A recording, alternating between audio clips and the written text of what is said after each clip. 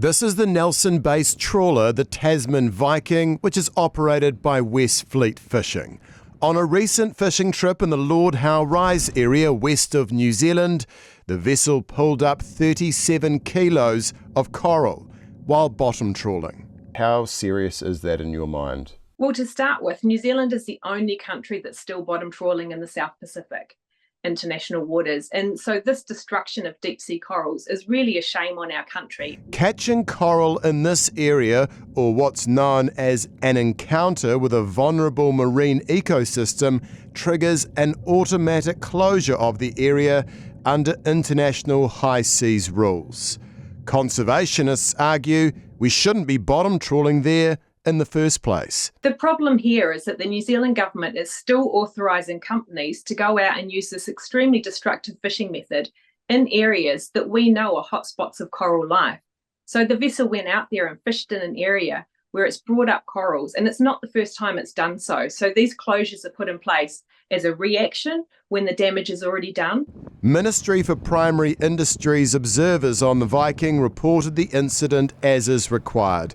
However, last year the vessel's owner was fined $56,000 after admitting crew on the Viking failed to report it pulled up coral in the Lord Howe area in 2020. This is the same vessel that destroyed corals in the South Pacific in 2020, and only last year it was finally convicted, forfeited and fined for that. But the government simply turned around and gave it a new permit to go out and trawl in the same way, in the same area. What do you make of that, the same vessel getting another permit to go back out into the high seas and trawl? It's shocking, but sadly it's not surprising because the government keeps permitting these same vessels despite the illegal fishing that they do regularly.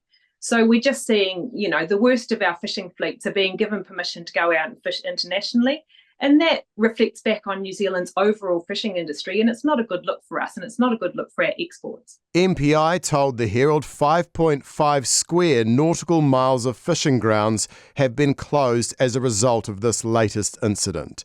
It'll take until at least 2026 before international authorities determine whether it'll reopen.